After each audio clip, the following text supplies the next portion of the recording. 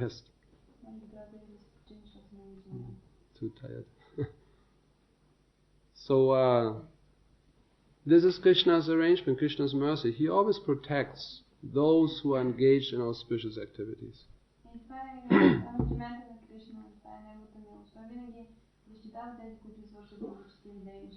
That is Krishna's nature. Just like he always protects the demigods. Because somehow they are inclined to serve the Supreme Lord. They all fall in the category of devotees. Bhakta, Vishnu Bhaktas. So therefore Krishna always protects these demigods. Although they are being placed so many times into difficulties. And sometimes even almost defeated by the asuras. But Krishna always protects them again and again. Just like Indra, sometimes he's fighting against Krishna. When Satyabhama desired the Parijata flower, and then Krishna, just like a hand-packed husband, he obeys the desire and he goes with Satyabhama to the heavenly planets.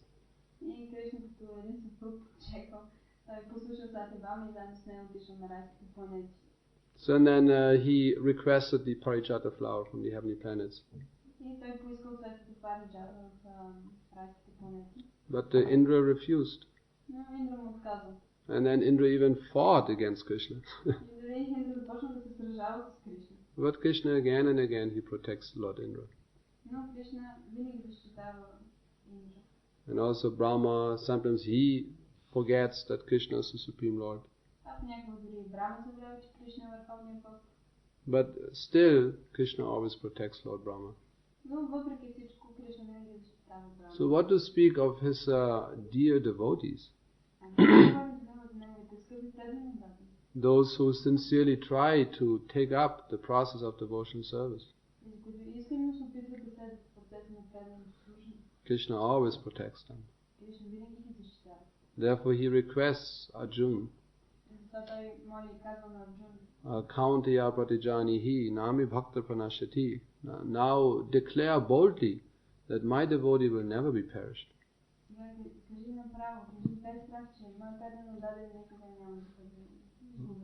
So see, because sometimes Krishna, therefore he requested Arjuna to do it.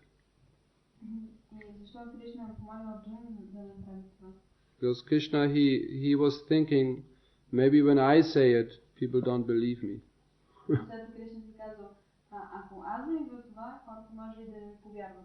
Because sometimes I don't keep my promises.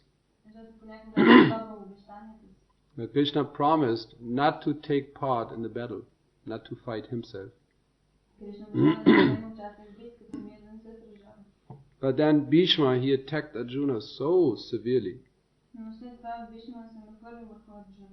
that actually Arjuna's life was in danger. So then Krishna, he just picked up a wheel and he ran toward Bhishma to kill him.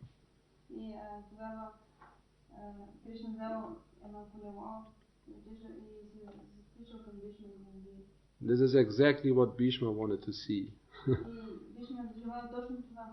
The transcendental wrath, anger of the Lord.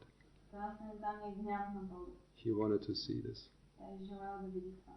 This is difficult to understand for ordinary persons. That's due to loving relationship. This is one of the transcendental humors. Well, it's some example we find in these material relationships. Some material reflection of this. Isn't it sometimes when a husband and wife sometimes gets very angry, shouting and the whole body shivering. And then he sometimes looks at his wife. Oh, you look so beautiful like this when you're angry. And this even increases her anger. And he enjoys it. So there's something like that. Of course, this is material example. But Lord Bhishma, he wanted to see the Lord in that mood. Especially because he knew that the Lord, he grew so angry in order to protect his devotee.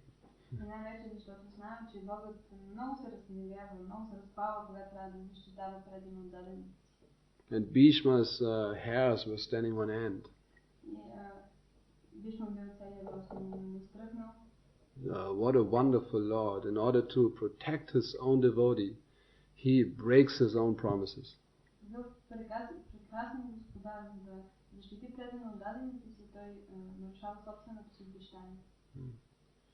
So there are so many instances. Krishna, he promised something, but he did not keep his promise.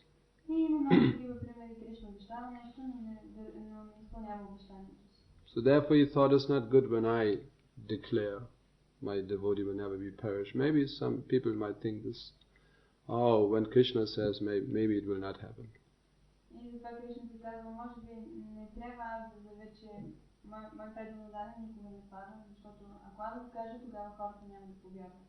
Therefore, Arjun, you should do it. They will trust you, they will believe you. Because you're a man of honor.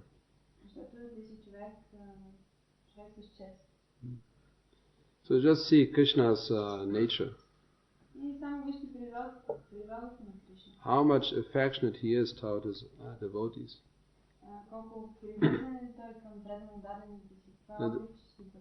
This is sometimes criticized by non-devotees. Because Lord Krishna, he explains in Bhagavad Gita, Samaham sarva bhuteshu, that I'm equally equipoised toward each and every living entity.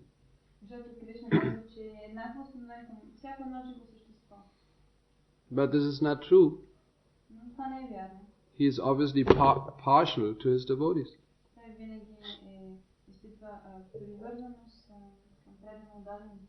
So therefore, when Krishna favors his devotees, then they criticize him.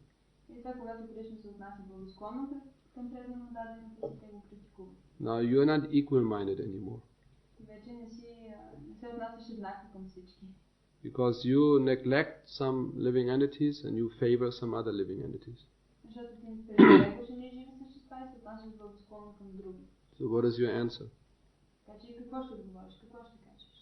What do you answer? This is a challenge, criticism.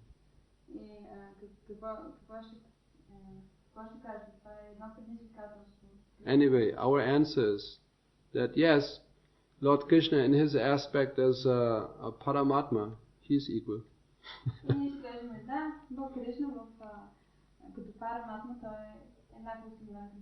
This verse refers to Paramatma, Vishnu. This verse does not refer to Krishna.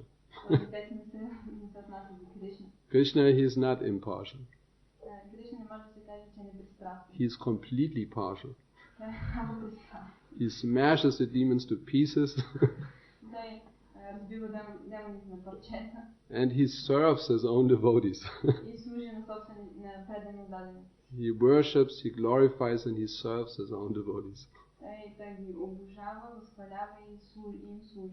So in this way, all contradictions are solved in the absolute truth.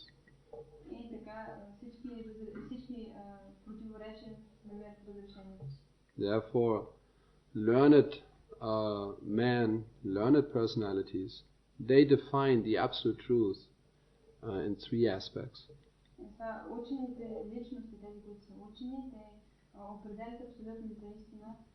И казва, че те има три аспекта. Brahmeti, Paramatmeti, Bhagavaniti Shapyate. The impersonal aspect, localized, and the origin of both. Съществува безличностен аспект, локализиран и върховната личност. So Krishna, he always protects his devotees. И Кришна винаги закриля преданно дадените си. And those who are situated on the righteous path, all auspicious path of self-realization or devotional service, they will always be protected by Krishna. Тези, които следват благочестивия път на себепознанието, те винаги ще бъдат закрилени от Кришна. We should have no doubts in this. И ние не трябва да се съмняваме в това. So many ways Krishna, he confirms, he assures that his devotees should not be doubtful. И Кришна по най-различни начини той успокоява преданно дадените си и ги уверява, че те не трябва да се съмняват, не трябва да имат съмнение. But it requires some faith.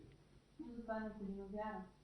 According to the advancement of our faith in Krishna, we are known as neophyte devotees, or advanced devotees, or very advanced devotees. Според вярата, която имаме в Кришна, ние преданно дадените се разделят на неофити и по-напредни преданно дадени. According to the degree of our faith. Също това зависи от степента на вярата в Кришна. Why was Prahlad Maharaj such a great devotee, exalted devotee? Защо Прабхат Махарадж е толкова издигнат преданно даден? Because he had unflinching faith in Krishna. Защото неговата вяра била непоколебима. My Lord, he will always protect me. Бог винаги ще ме закрие.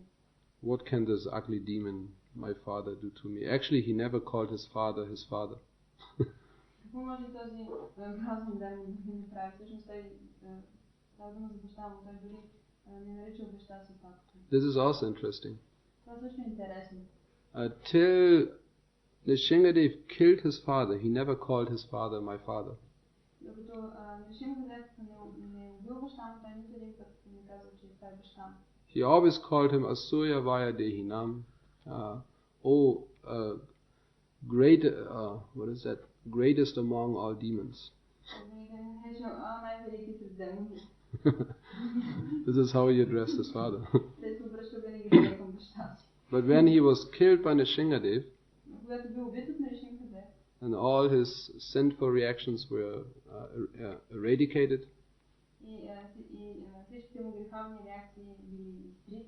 he was purified, and then he called him my father. For the first time he referred to him as my father. So he had such a faith in the Lord. His father was ready to kill him. But he did not deviate from his faith in Krishna's protection.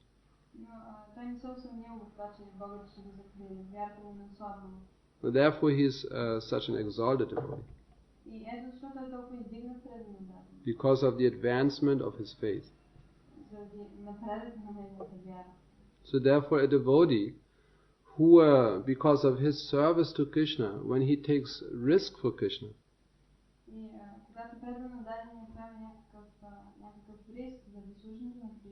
he gathers practical realization of his faith in Krishna.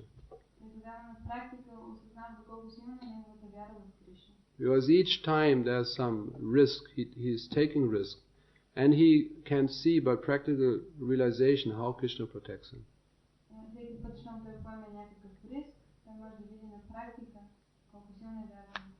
So by experiencing this again and again, naturally his faith in Krishna increases so much.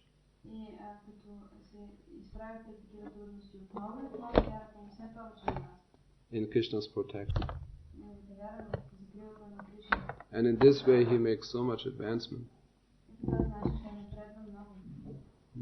So therefore, sometimes devotees, they ask this question, isn't there any shortcut to advance in Krishna consciousness?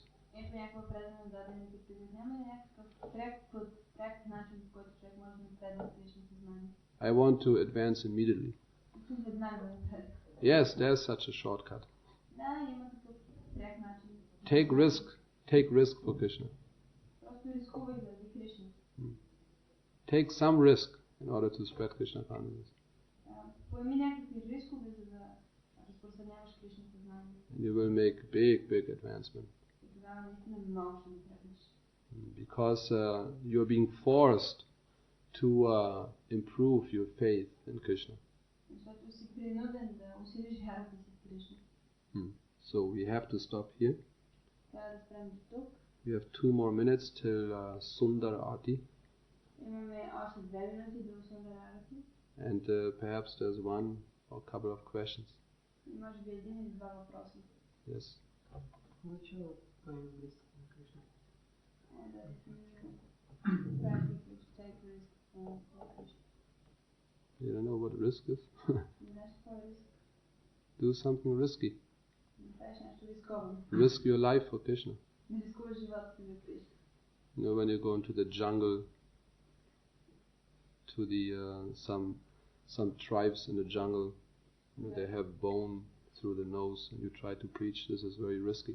Когато отидеш в джунглата при някой племен и там хората в това племен с пронизан нос, в носа имаме някаква кост и се опитваш да проповядаш на такива хора, това е много рисковано. Because you might, end up being cooked for their Sunday feast. Защото накрая може да се изготвят за неделната. So this is very risky. Така че това е много рисковано. Therefore, your chanting at that time, your chanting is very sincere. И тогава в такъв момент, като мантруваш, ти мантруваш с много голяма искра. When they come close to you. Колкото повече се приближават към теб. Our Indra Dumna Maharaj, he told me some stories like that. He went to all these far out places. In the jungle of Arizona he went. There's still man-eaters. So he remembered when he was distributing some prasadam. There were so many of these tribe people, jungle tribe people coming close to him. And so they distributed prasadam. Then they were tasting it. And then they were looking at him. They were all raising their spears like this. And he thought, oh no, now I'm finished. And they were pounding the spear, on the ground like this, making some sound. And he was intensively praying to Nrsimhadev. But then, with a smiling face, they left. So later on he learned these are symptoms of ecstasy. Somehow they like the prasadam. But if they don't like, watch out. You might have to run fast. So this is, risky.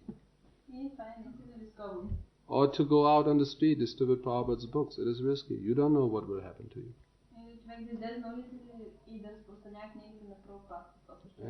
Anybody can grab you and put you in his pocket. Anything can happen.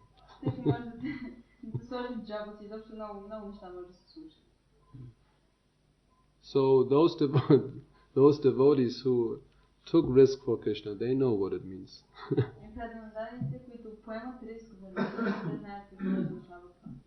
In any case, let us just continue with our Krishna consciousness. And over the years you will learn how to take risk for Krishna.